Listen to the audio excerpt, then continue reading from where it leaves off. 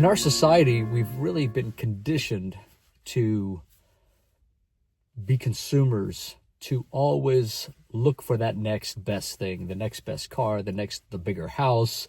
And it's supposed to happen every time you upgrade your financial situation. But what we don't do well is we don't understand the basic principles of living within our means, or at our means, and how to be good planners, financial planners internally within our homes. I'm not talking about getting an external planner. I mean somebody in our home who can help us make the right decisions. And that really is where it's important to understand that, upgrading your life comes at a significant cost. And when you get a promotion at your job, or your business, goes up, and you're, generating more revenue, and your cash flow is stronger, all of a sudden you're like, hey, you know what? Let's go buy that $1 million house. Let's go do this, let's do that. Because somehow or another you think you've been conditioned to believe that that's sort of the next level thing you should be doing. When in fact, there should be, I think when you're trying to build a legacy and you're thinking like a true maverick, you understand that that's not necessarily the smartest way to go about building something meaningful in your life. So I reached a point where I had been doing everything wrong. I had gone through an early separation. I spent a ton of money on credit cards. I burned through my savings. And by the time I realized it, without even realizing, I had about $70,000 or $80,000 in debt, $50,000 in credit cards, and an investment that went south. And so I looked at myself and I'm like, oh boy, I got to fix this. And that was a huge lesson, because it took me 5 years to sort of like get myself out of the situation and get back to a baseline.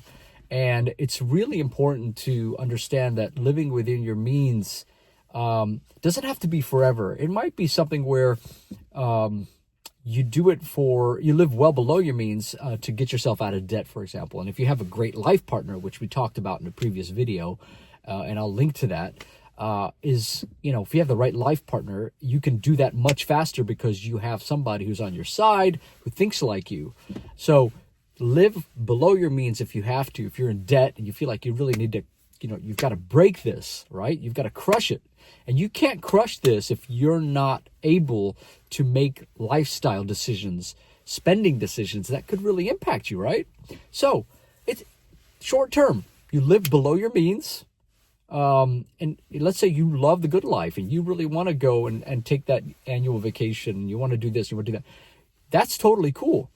But you got to first plow through your debts. You never want to get in a situation where you're borrowing to fund your lifestyle. Not in the sense of taking a vacation. There are ways for your investments to fund your lifestyle, but that's not putting you in debt. That's a huge difference between the two. And because if you're funding a lifestyle, that lifestyle is not an asset, right? You're literally creating more liabilities on your balance sheet. How do you then, get out of that if you're constantly in that mindset? So we talked about that in a previous video where, it's about borrowing against your assets, right? To fund a lifestyle, because those assets are creating a cash flow for you. That's very, very different. When you're in a huge amount of debt, you want to live below your means, pay off that debt first. That's kind of critical, right? And again, it's a balancing act. So let's say you've got debt, and your debt is costing you 10% annually. That's your interest on your debt. Let's just use simple math, right? 10%. You might want to create a schedule where you're paying a percentage of that debt off, but you're also at the same time making some investments that are growing greater than 10%, right? So if you have a debt at 10%, but you have an opportunity to invest in something that gains 20, 30, or 50%, let's look at Bitcoin, right? Bitcoin has yielded a return of 140% in 12 months, right? So you tell me, should you have put all your money in debt that was 10%, or would it have been smart to perhaps allocate a percentage of that towards Bitcoin? Or, and And again, it's just an example. I am not a financial advisor. This is not financial advice. This is purely us talking through logic and how you could structure things and think through things so that you could make decisions that are best for you and your family. And so going back to this paying off your debt, you get your debt paid off over time, however long it takes. You live below your means. You make good investments, smart decisions. You don't eat out as much. You don't upgrade your car. In fact, you might need to downgrade. If you've got a car payment of $800, do you really need an $800 car payment? Probably not. Why don't you go settle for a $400 car payment? Take that extra $400, put it on that debt. 4 times 12. Start thinking, how much is that paying off your debt now all of a sudden, right? And so you start to see ways to trim the fat and allow that to start to accelerate your debt payoff. And so these are kind of things to think about. But again, going back to the idea of living below your means, once all that is taken care of, then you could start to breathe again and say, all right, let's not put ourselves in this position again, right? Let's think this time about how to build something that is going to grow and never put ourselves in debt again. You don't want to pay off your debt just so that you can repeat the cycle, right? That's foolish. What you want to do is pay that debt, build some investments.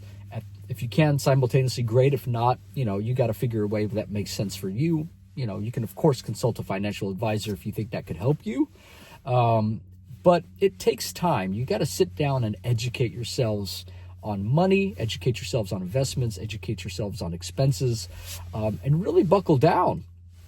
And most people's problems, most family problems stem from financial issues. But if you can partner with your spouse or partner with your family members and say, hey, look, I believe that if we do this, we're going to be a much healthier family. We're going to be able to do a lot more in the future, but we need to take a season of our life to make some changes. And so that's really sort of this process that has to happen. And then after that takes place, it might take you a couple of years, it might take you 5 years. It all depends, right, on where you are in your life.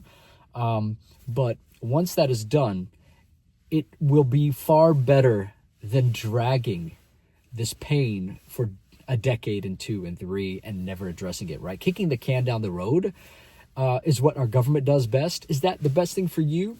I don't think it's a good idea.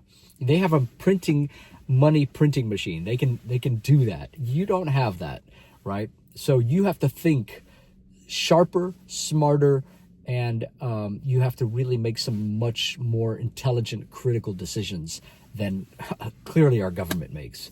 So love to get your thoughts on this. Where are you on your debt? How are you building something for the future that is something meaningful so that you can pass that legacy off to your children? You don't want to pass your debt off. You want to pass assets off. You want to pass proper financial education off.